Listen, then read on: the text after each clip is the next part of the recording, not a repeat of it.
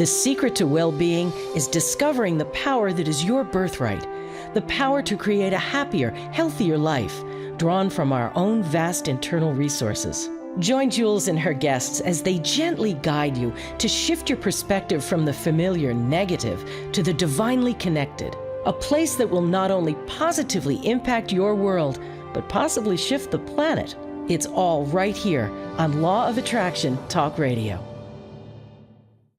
Well, welcome to Law of Attraction Talk Radio. I'm Jules from beautiful La Quinta, California, and I am so happy that you could be with me today because we really are going to have a tremendous show. Now, remember, 2017 is all about brand new beginnings, brand new opportunities flowing your way, perhaps a new love, perhaps a new car, perhaps a new business. Well, tonight we are focusing on becoming heart-based, which means that once it comes into your field, you'll be able to capture it and to love it. This is what we are talking about tonight, and I've got a great guest, Michele PW, and she is talking about love-based business and what it is that we need to do to stay in that love-based business mind so that we can create exactly what we want. And I know this is the year that everybody wants to really create some great stuff. So before we bring out Michele, I'd like to talk to you a little bit and let you know about Law of Attraction Radio Network. We have got some of the best law of attraction experts than anywhere you can imagine, and they're all located on loaradionetwork.com.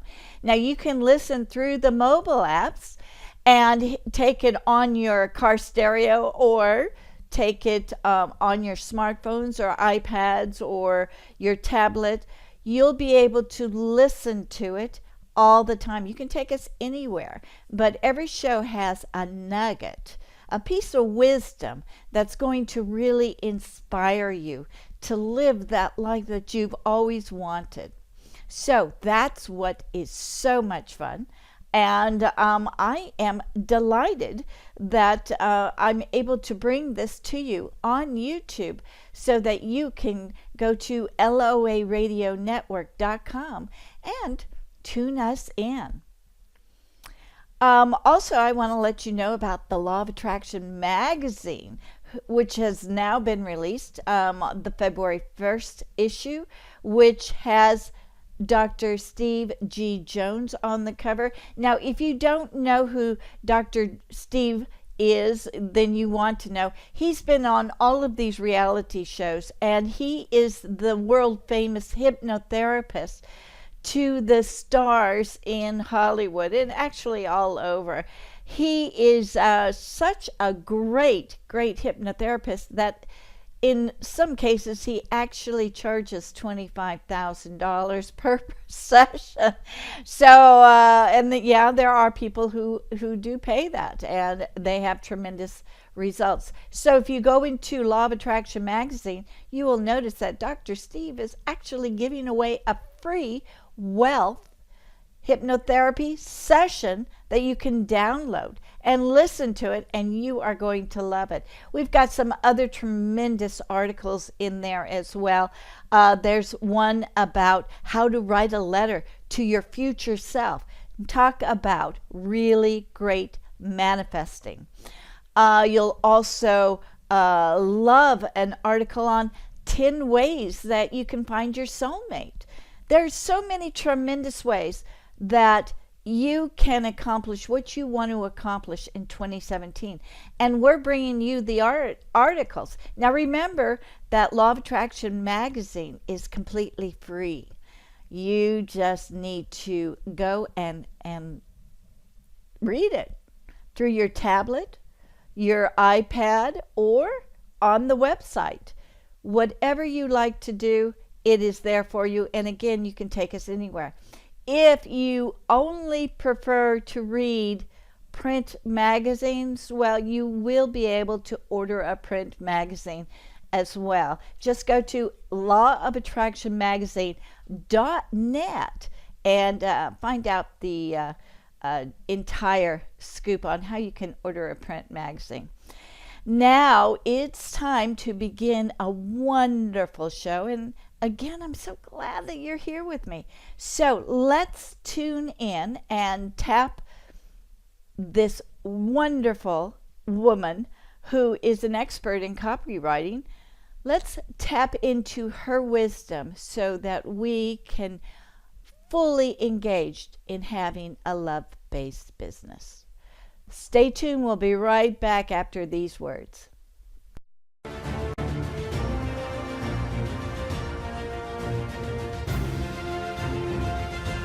It's here, it's hot, and it's a must read. It's the science behind The Law of Attraction magazine. Every issue brings you great articles and in-depth how-tos from all your favorite Law of Attraction experts, authors, scientists, and medical professionals. Go to lawofattractionmagazine.net. That's lawofattractionmagazine.net. Well, welcome, Michele, to Law of Attraction Talk Radio. I'm so happy you could be with me today. I'm so happy to be here, too. Thank you for having me.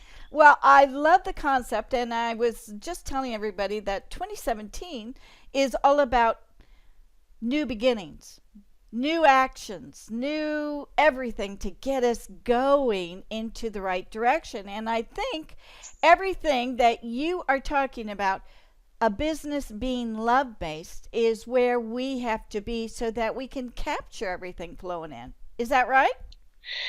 Yes, indeed. In fact, one of the things that I realized the more I did this is I'm definitely talk about love-based marketing, love-based, that's because that's where I started. But really, everything in our life is really based on either a foundation of love or a foundation of fear. So Right. when you start to really delve into it, you see how this affects every bit of your life can be transformed when you move this way. And you're right, this is a 1 year. So when you add up all like 2, 1, 7, you get 10, which then is 1. So that you're right, this is a 1 year. So this is the first of another 9-year cycle. Yeah, and so we might as well start off right here. So you started, Michele, and I want to make sure everybody realizes you go by Michele PW, but that's you have another name. It's more legal. Well, yeah. It's really complicated. And so Parisa Wasik, Parisa is my maiden name, Wasik's my married name, and so I started to go by PW, and so I actually put both on. So when you search for my books, it's like Michele PW, Parisa Wasik. So I go by both, but you can just know me by Michele PW too. And that makes life so much easier. I do appreciate that. Yes. Let's talk about. You are an expert in copywriting, and did this start you off into your love-based business, knowing that the right words can actually generate more influence? Yes, this is kind of how this all began. So I actually, when I was 3 years old, I taught myself to read because I wanted to write stories so badly. So really my whole life, I've been really, driven to be a writer. And when I was in high school, I was kind of casting around for something else to do to make money while I worked on books. And everyone told me to be a journalist, and I didn't want to be a journalist. So so that's when I was in college when I kind of discovered this whole sort of wacky world of copywriting, which is writing copy. It's nothing to do with protecting intellectual property. Right. So and what I learned, so there's like all these businesses. I mean, the thing is, even before the internet, there was actually this relatively large direct response and copywriting industry where all these freelance copywriters could make a pretty decent living writing stuff that businesses need written, because there's a lot of things. And so that's kind of what I did. Now in the 2000s, obviously the internet started to kind of come on its own and started to play a big role. Right. And what happened was, before then, businesses were very much, were very male dominated. I mean, just because before the internet, to start a business, typically that meant you needed to go get a storefront and, rent office space. And, it was a lot. So if you were like a stay-at-home mom that just wanted to work for a few hours or work part-time in your own business, it really wasn't very doable. It was really difficult because of the barriers to entry. So there weren't quite as many women business owners. Now the internet changed all this. So not only was the internet a great way to market your business, but you could also actually, have an internet-based business.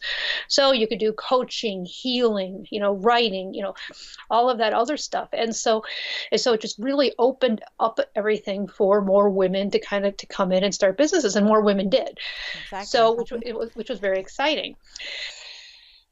So you're really talking about the self-development field and the expansion of that, like the Tony Robbins and everybody. Yeah. Mm-hmm. Exactly. Yeah. So, and they call them the transformation industry because not only are they sort of coaches and like self-development experts, like you're in this too, but they're also healers. So there's another kind of, people who, Reiki or acupuncture, nutritionists. So that as well is in there, massage therapists, that whole bit. So, so it's really quite, is quite extensive. So the problem is that because, what people were doing on the internet was they were using a lot of direct response marketing and direct response and copy.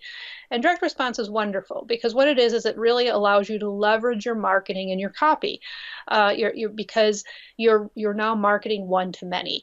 That's really what direct response does. And to give you an example of what direct response looks like, those are those emails that say click here.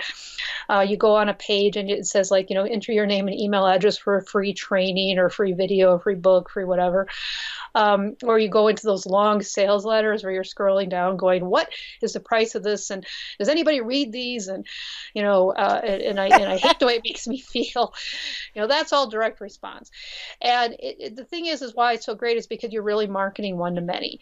So that's why so many entrepreneurs embrace this, because it was a great way to, like, at a very low entry fee, to get your business and your marketing out there, because you could use this.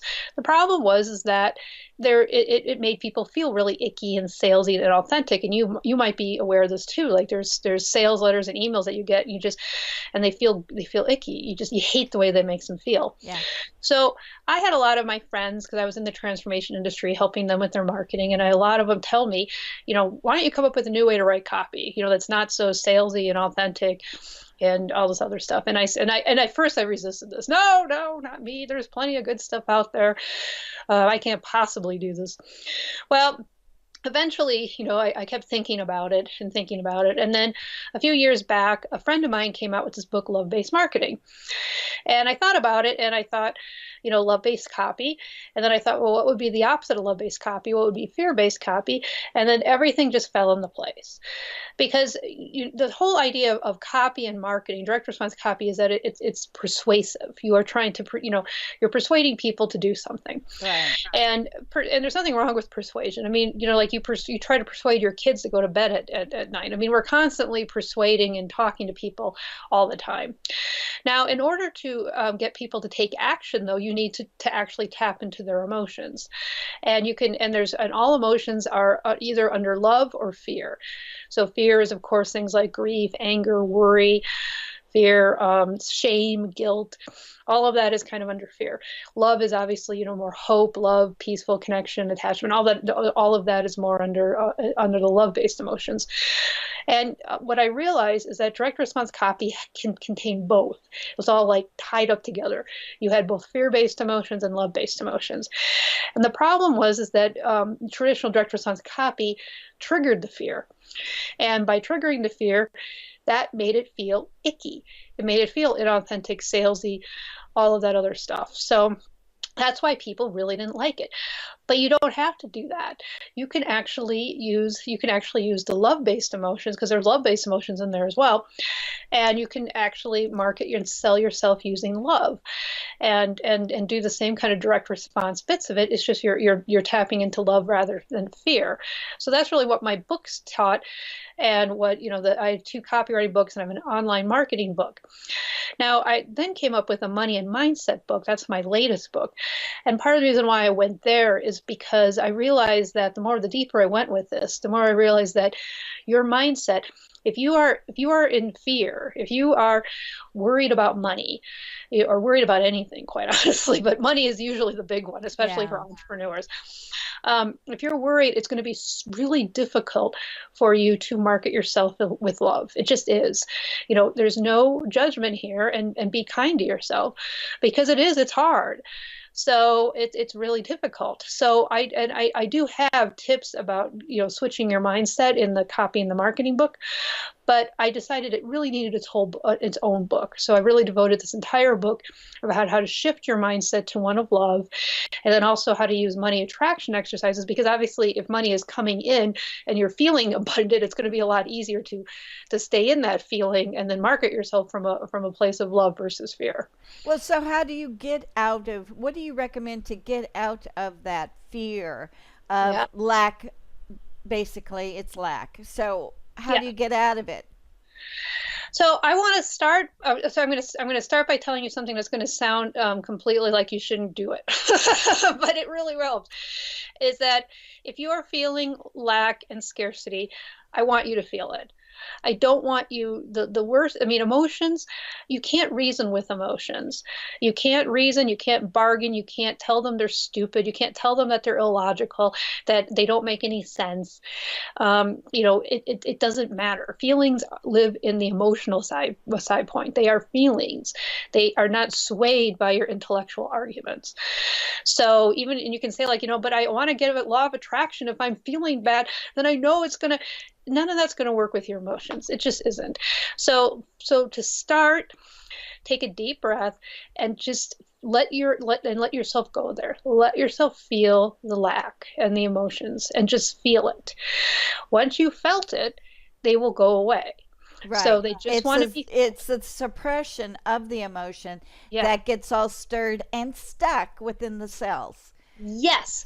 In fact, the worst time of my entire life was when I actually was trying to use law of attraction. I use it exactly opposite. So I'll tell this story quickly because I think you might get a kick out of it. But it was when The Secret just came out. And of course, The Secret was, what you think about. Well, I'm a massive worrier. I'm a 6 on the Enneagram. So, if you don't know anything about the Enneagram, I'm just like, my brain is like constantly worry, talking to me, chattery. So, of course, this was frightful to me to think my thoughts were attracting this. And I spent a good 6-9 months really suppressing my thoughts and really and I kept, every time I would think a worried thought, I would shove it down and I would replace it with this emotion, like abundant, like this made up, this affirmation. Well, it didn't work. Not only did it not work, I got myself so messed up. I was losing business left or right. It was horrible.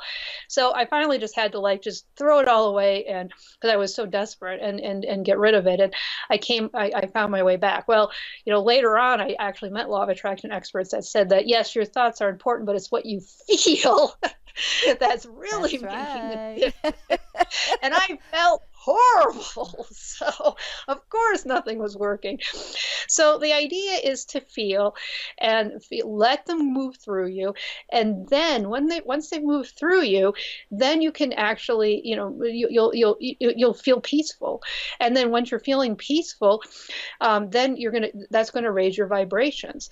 So now, okay, so I know this is all well and good. And if you are in the beginning of this, and you really have to write some marketing copy, and you have to get it done today, and you're feeling like crap. Then you're gonna say, "What do I do, Michelle?" Here's what I would love for you to do.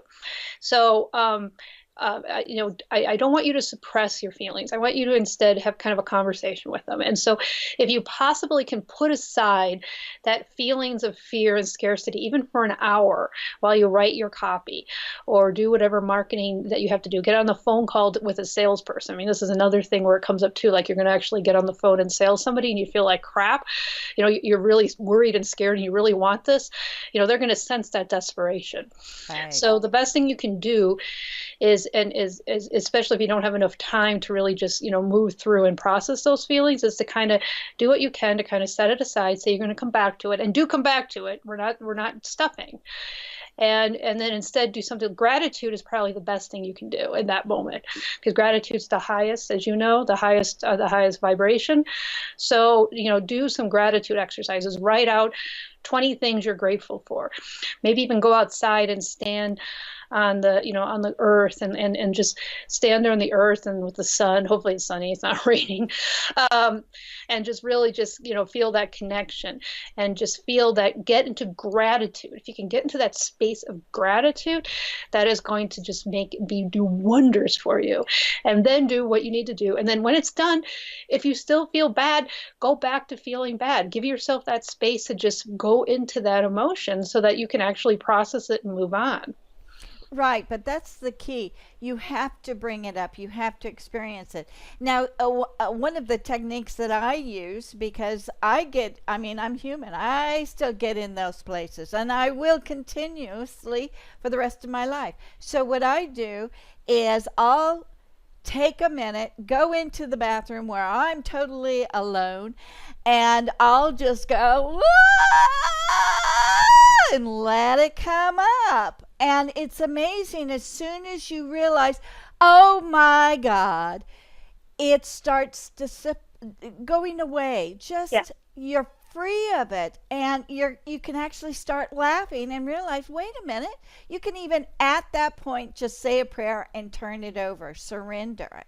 Yes. And that will bring you back to the place where you can be productive. But doing that, just like you said, it's a great distraction from staying in it. So writing out the gratitude is a distraction that helps you to overcome the fear. Yeah, and the other thing too that I found, and you might notice this too, is that I think where we suffer the most is when we're resisting. So what I mean by that is, there are some times where I had a lot of, I was trying to feel the fear-based emotions, and it was just so much, and it was going for so long. And I remember, but I was still resisting it because and so finally I remember this, because every time this happens, this is like works like a charm. I finally like throw up my hands and surrender. It's like, all right, if I have to feel this way for the next 10 years, and I just surrender, and I'll feel this way for the next 10 years, if that's what it takes to move through it. The moment I say that, and you have to really mean it, by the way, you can't just say it and do lip service, but the more you finally just surrender to however long it takes, if it's 10 years, that's okay. I'm willing to do it. It shifts like that. I mean, maybe not quite like that, but really fast. And I found that the moment that after I surrender like that, it really shifts. So really just don't be afraid. And your mind's going to try to trick you. Mine does. Your ego's going to trick you. They're going to say all this stuff. Don't just surrender, breathe, let it feel, and then it's a maze as a transformation.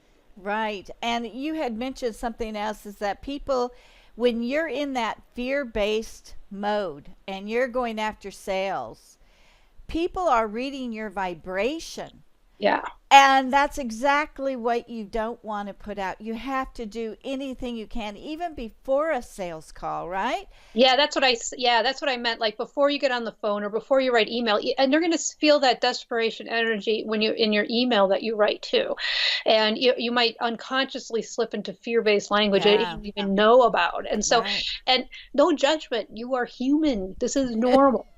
So there's nothing to be ashamed of. It's just, you have to know this, and so you can move on and do it. But yeah, if you're in a bad way, if you can, do whatever you can to feel it and let it move through you. If you can, then do something like the gratitude or affirmations or meditate or something to just to shift your mindset for the moment, so you can get through whatever it is you need to get through, and then you can go back to it. And do you notice that once you begun doing all of this, it begins to be less and less time? I mean, it's like, okay, you can recognize that fear coming up in seconds, as opposed to it coming up and then really hitting you in the face. But it's short-lived because of the techniques that you are talking about. It's short-lived. It doesn't need to linger on. I mean, it's like very temporary.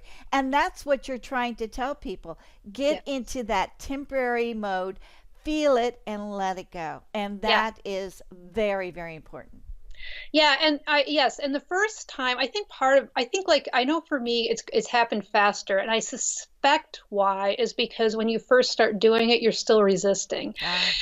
Because you've never felt this before. And believe me, the first time you really go into your fear, it's horrifying. I thought I was going to die. I mean, I still remember this. I could not imagine feeling, I could never not imagine feeling so bad and not having something physically wrong with me.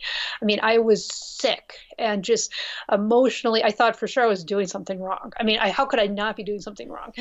So, so you have that, so you're feeling so horrible. You have all this resistance coming up so I think, so that's why, so unfortunately, the resistance, lengthens this whole time. So the faster, and the more you do this, the more you know that the peace on the other side of it is worth this temporary. And quite honestly, it does go up. It came up today, but quite honestly, I had my own little bout this morning, and I did my meditation and move through it.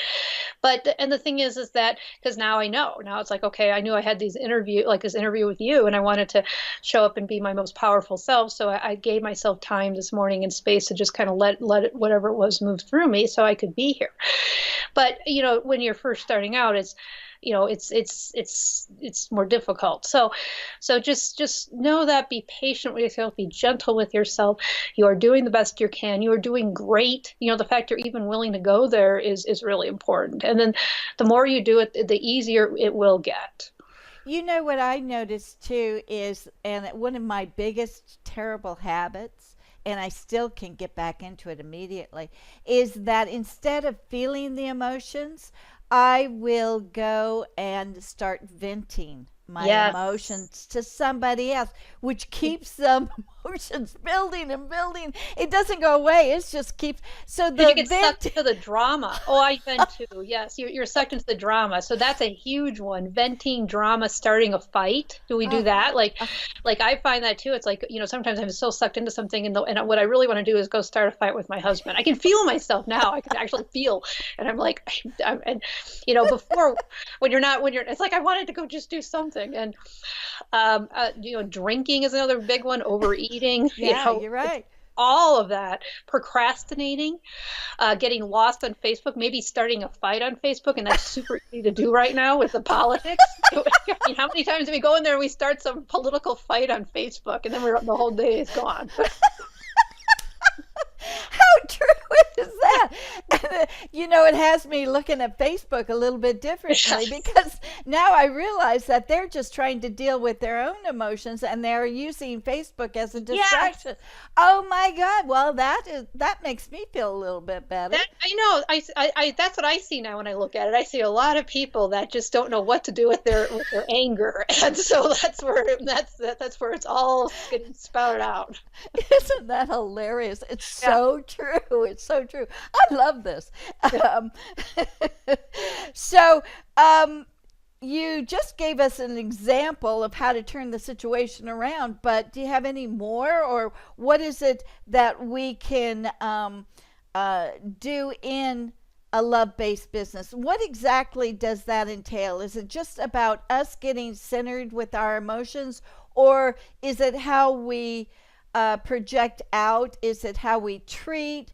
What do we do? What is a love-based business? Well, I think it's actually all of the above. So to me, a love-based business is a business. There's a few definitions. One of them is a business that you love. So I do feel like you have to love your business. So if you don't love your business, then you don't have a love-based business. So you should love your business. I also think your business should love you back.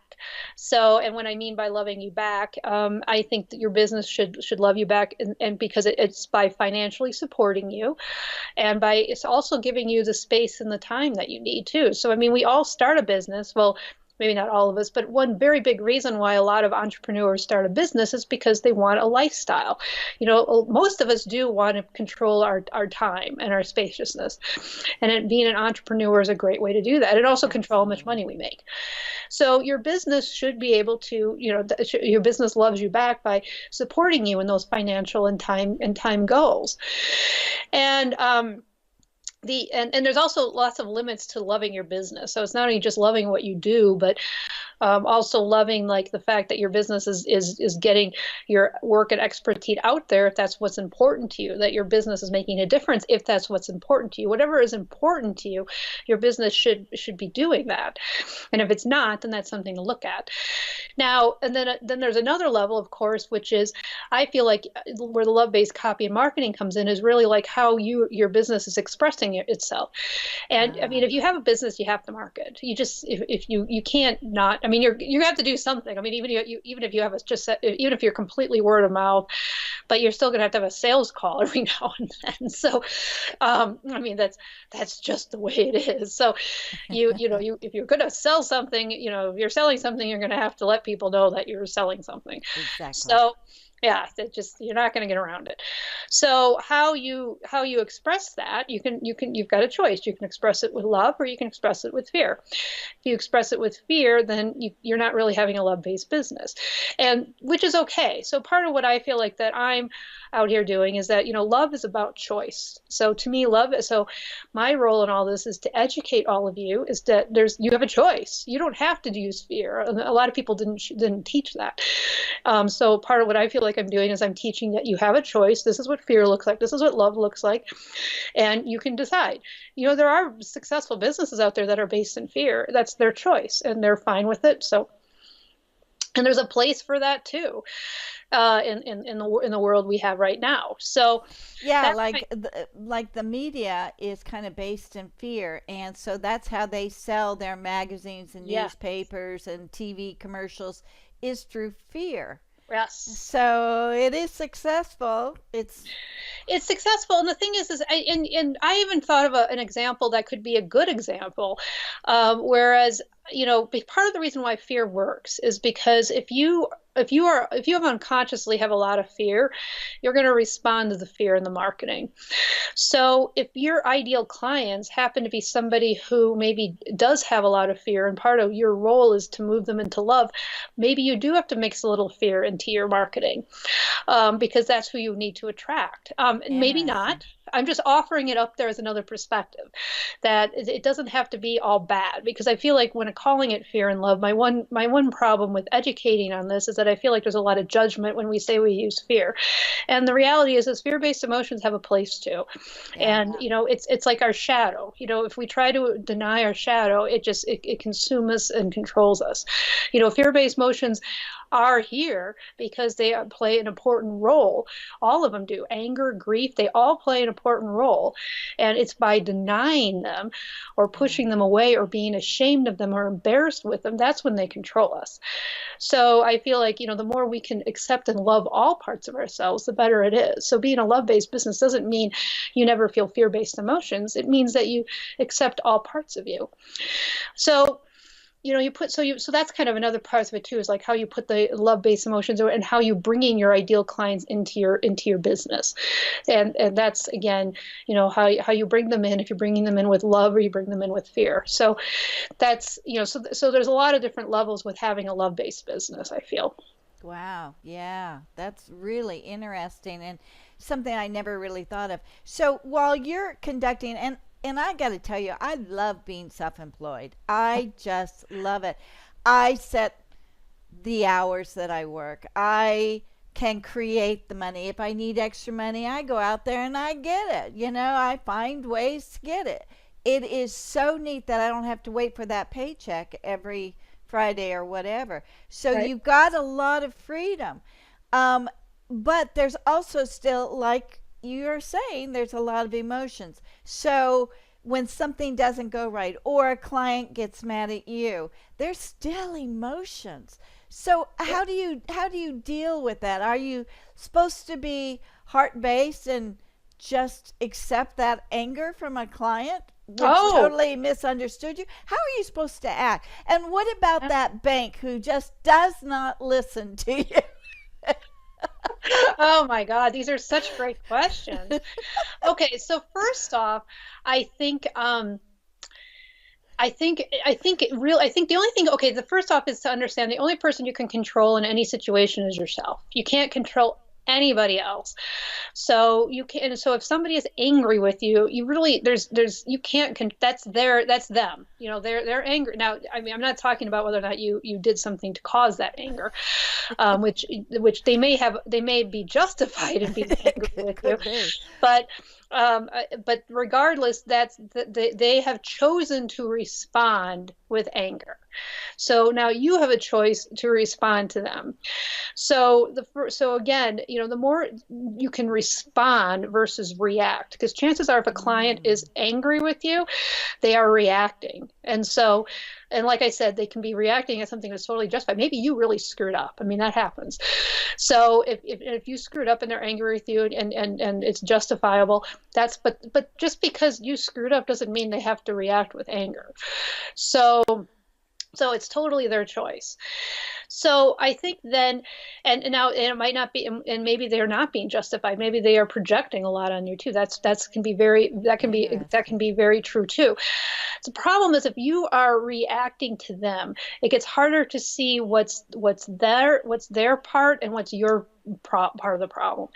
So as much as possible, when it first happens, to try to sit with the emotions, because the more you're feeling your emotions and allow it to do it, the less likely you're going to react to whatever they're doing.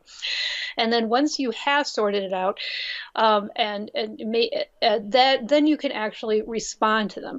Perhaps responding to them is an apology and trying to make it right. Perhaps responding them, especially if you think they're projecting, is you to gently and firmly, restate your boundaries. But when you're doing all of this, I mean, one of the biggest things that I think we all want is we want to be heard. So what is probably happening when somebody is reacting in anger, they probably feel like they are not being heard, that you're not hearing them. Because that tends to be when we feel like our boundaries are being enacted, that tends to be when anger comes up, that we feel misunderstood, that our boundaries are getting taken advantage of, we're getting taken advantage of. So just listening to them and holding space and allowing them to just say it all might be the best thing, even if it's hard. Right. And then reacting, then responding, and maybe then at that point you can respond and have a conversation with them. Now, if somebody, the farther this will go, the more you're going to be able to sort out what's yours and what's theirs. And so there might be times where you just have to let something go, because if they're just not listening, and if they're just not, and you can tell after a while, you're gonna be able to tell this is not where, they're not interested in really having a conversation with you, then you have to take steps, the right steps, to obviously protect you and your business, but you may just have to let the relationship go. So that's kind of some ways to sort it out. But as much as possible, know that you have 100% control over your actions, and you have zero control over everybody else's actions. So all you really can do is, and it goes a long way for you just to listen and hold space for people and let them just. We so few do that because we're so triggered. I mean, think about it. We get, somebody triggers us, and we react in however. I mean, you can see this so clearly on Facebook. Now you'll never look at Facebook the same, but like read comments, like like read people's comments on certain things, and you can see like they're not even talking about the same issue because they're both so triggered by each other. Gosh, so. Yeah. Yeah, you just, and so since we're triggered, we're not listening. So the biggest gift you can really give somebody is to listen and try to not be, try to get beyond your own triggeredness. That's interesting. So do you think all I'm reading on Facebook is that people are moving completely away from it right now? Is it because they can't stand all of the fighting, the name calling, and oh my goodness, it gets really nasty. Men and women are all going for it. So is it that is evidently hurting Facebook because they're losing people, or is it? I don't know. I mean, there's still plenty of people that I know that are still on Facebook. I'm seeing are people moving away? Probably, and maybe in some cases it's better because we're, instead of wasting all our time on Facebook. Sure.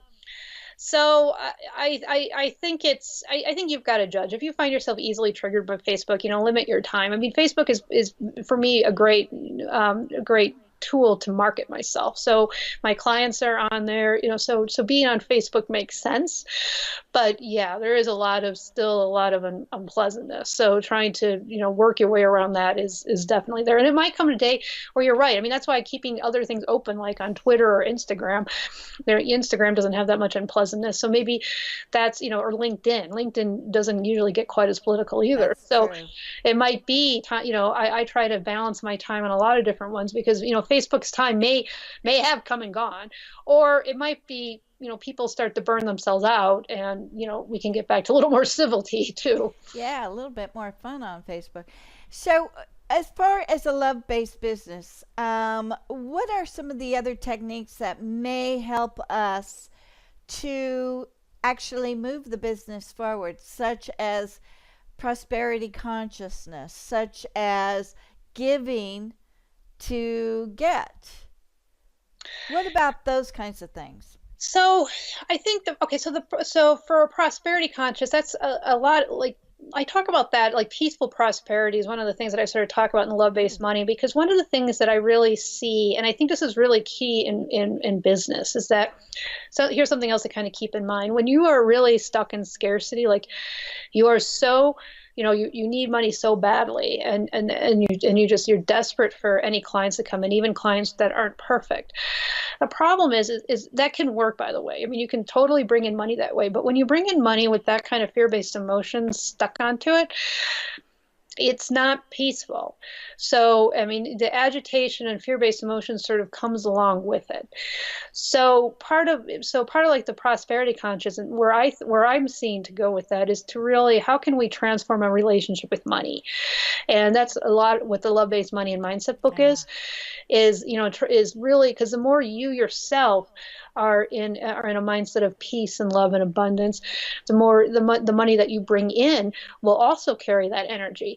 So then it becomes this lovely cycle that the money comes in, and then that's peaceful, and so you feel more peaceful. So then you bring in more money, it's peaceful. So again and again, versus the other way, whereas you're stuck in fear, you go out to get some more money, the money comes in with fear, you feel more fearful, so you have to go get more money, and so it's this never-ending sort of downward spiral. So the first thing is to really like take a second and break that cycle, because I'm assuming that don't break it if you're in the love base part, but I'm assuming if you're in a fear base, the first thing is to realize that's what you're doing and kind of break the cycle. And it might be really scary, so just be gentle with yourself, but see what you can do about making a different choice. And part of that might be just changing your relationship with money. So I have a lot of exercises in there, but like one exercise would be, envision money as a person, and like just really, this is probably really great as a journaling exercise. Write out all the ways that money has let you down, that money has frustrated you. Just really let it all out. All the ways that money, that you hate money, that you feel like money hates you. You're a person, and just let out all the energy. And then once you've done that, I would burn it or destroy that paper, and then let money talk back to you. What would money say? So that could, how would money answer that? So, and money, and you might be shocked at what comes out. You might find out that you've been treating money really badly, and that's why money doesn't want to hang around you. Yeah. So really, that's because I think that key with money and business is so key. Is really looking at our relationship with money is really powerful. And what was the other one? Oh, to give it before you receive. That's a great one. because I feel that's when you can really share your expertise for like a podcast, blog posts, free gift like videos. Like for me, like if you go to my Love-Based Biz blog, you can see articles. And I try to be as generous as possible. I have a podcast as well, Love-Based Money. And so really be generous, because then when you are that generous, then people are going to want to be in your community. They're going to want to be with you. So content marketing is a great way to give before you receive. And I mean, it's a perfect love-based marketing thing, because you're really giving your expertise, and then they're letting people make the decision if they want to move forward with you. So I think all kinds of content marketing is really very powerful. Yeah, I do too. I love that. I also think, well, for me, when I start getting uptight about a lack of money or something, the first thing I'll do is I'll take out a $20 bill and I'll give it to a complete stranger, or I'll drop it in the street. I'll do anything I can, because once you give it, it always comes back tenfold. That's a great one too. Like I've got people that do the 10%. They Tithing. Yes, Edwina Gaines guy. Yeah, Yeah, that can really turn things around as well. So yes, immediately. So I think that's a great way to do that as well. Yeah. And I know a lot of coaches actually will give like a 30 or an hour free consultation too, which Yes. is so great, because it's helping the person and the coach identify whether they're going to be good together. Yeah. Because really, that's what the coach wants, Yes. right?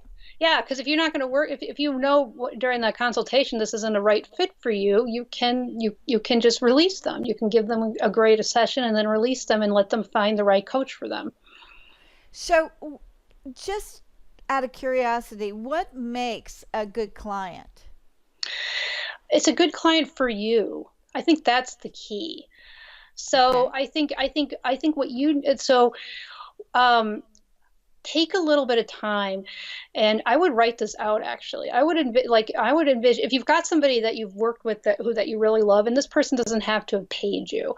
So maybe this is your hairdresser that you coached. So as they're cutting your hair, it doesn't really matter.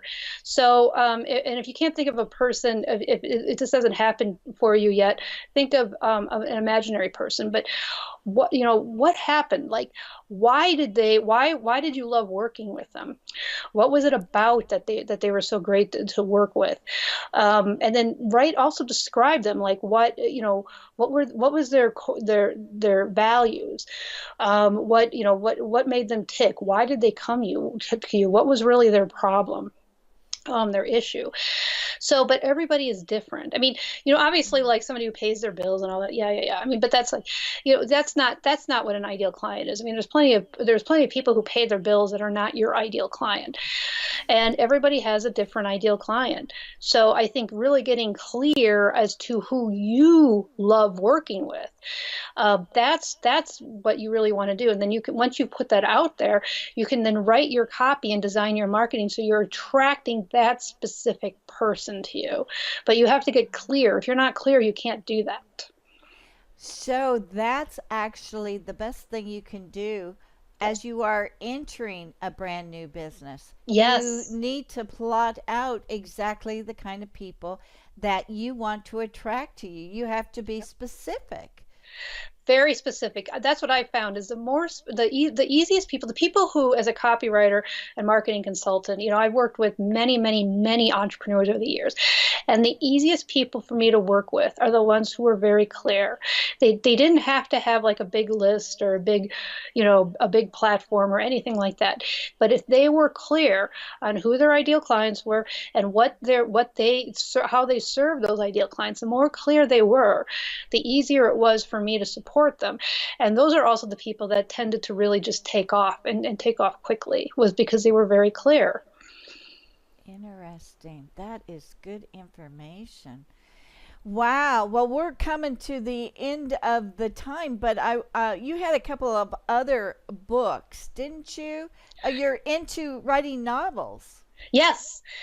So I've got 5 actually in the Love-Based Business series, 2 Love-Based Copy, a book about love-based business, the Love-Based Money and Mindset and Love-Based Online Marketing. So that's kind of on the love-based business side. And then I also have 2 novels. They're both psychological thrillers. So Oh. so that's the other thing. So that's what else I do. So, and then I do have a copywriting and marketing company as well, to help that kind of does the done for you. So it's kind of like the whole gamut. We can teach you how to do it yourself, or we can do it for you. Now, I've got to go back on the psychological thrillers. Yeah. So, what is that? It sounds like blood, gore, No, there's no gory. blood. No, there's no blood. I'm not. Yeah, no. There's psychological thrillers, mystery, suspense books. So that's really so. If you like mystery and suspense, that are Like who done it? yeah, well, yeah, like that are kind of twisted. Yeah, a little twisted. That's what. I shouldn't say there's no blood. I mean, there might be a little blood, but this isn't gore. They're not gore. They're not on that horror side. So like one of them is called A Stolen Twin, and she's and it's about a college student. So if you like the college student, and she's ends up being stalked. So it's a very kind of twisted story. So you're examining the killer or the stalker's mindset as to why he's even doing it? I don't get into his mindset at all, actually. So Just hers. yeah. The fear that she's experiencing. Yeah. Ooh, boy, and it's probably showing all of the stuff that's stopping her from moving forward. Yeah, yes, it always does. Isn't that amazing? Yes, how you do one thing is how you do everything. Yes. That sounds brilliant. What's the name of those books? So The Stolen Twin and Mirror Image. So those are the 2, and I'm working on another one now. This is going to be the first of a 3-part series. It's going to be another psychological thriller, sort of mystery, suspense, that kind of genre. That should be coming out later this year. Oh, how fun. Oh, they sound fascinating. I love that. You also have a free gift for the people if they go to your website, right? Yes. Yeah. Talk about that. Yeah, so there's if you go to lovebasedbiz.com or lovebasedbizblog.com, you can actually get a love-based business toolkit. So that's got a few things to kind of get yourself started building a business. So in a love-based way. So those can be just some 2 support. Like there's 2 special reports that can really just help you get started. And then again, like I also have a podcast. So I've got a lot of free stuff that you've got that you can really just go through. But the getting the free thing and getting on my email list is really great, because then I can share, when I send out emails, I share tips and content as well, so that then that might be exactly what you need to move forward that day. So that could be it. So people who would contact you are the ones who are just starting out, or maybe who are stagnant with Yes. their business. Both. And Yeah. so that you can get them to move forward either by a one-on-one consultation or how do you do that? Do you have like phone? So so I actually we've got a copywriting company, so we can really help you with your copy and your marketing, so we can do done for you stuff. And then I actually am going to be doing some like love-based copy schools. So if you really want to kind of like really learn how to write your copy, that can be another kind of like a really good group program. I'm going to be doing a few of those a year. So yeah, that's and then obviously the books, but the done for you is really to help you with your, like, if you need help with the marketing or the copywriting piece of it, so we can really just get that piece taken care of for you. Wow, that sounds so good. And they go to lovebasedmoney.com/truth about LOA. Oh yeah, that's a free chapter. Yeah, so if you want to check out the love-based money and mindset book, that you can get a free chapter if you go to lovebasedmoney.com/truth about LOA. Yep, you can get a free chapter. Great. I will have that too on my show page so that people can go and check that out. I'll also put it onto the YouTube video so that you won't lose it. So just go there, get the free chapter, but check her out. I mean, really, when you're starting a brand new internet business or you're just plain stuck, it's so great to know where to go to get the answers. it's the not knowing that gets everybody uptight. Yeah. So Michele PW actually has our answers. So everyone, just run to her.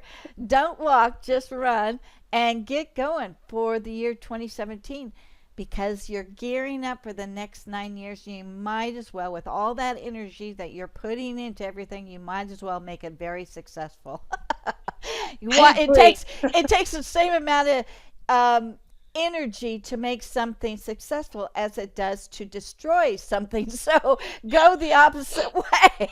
That makes total sense to me. You're absolutely right. Such fun. Well, thank you so much, Michele. I really appreciate you coming on. You've shared with the audience all of these really important things to note, and I'm sure they're going to be contacting you. Thank you so much. Well, thank you. I'm really looking forward to it. And I really love sharing it today. So thank you so much. Thank you.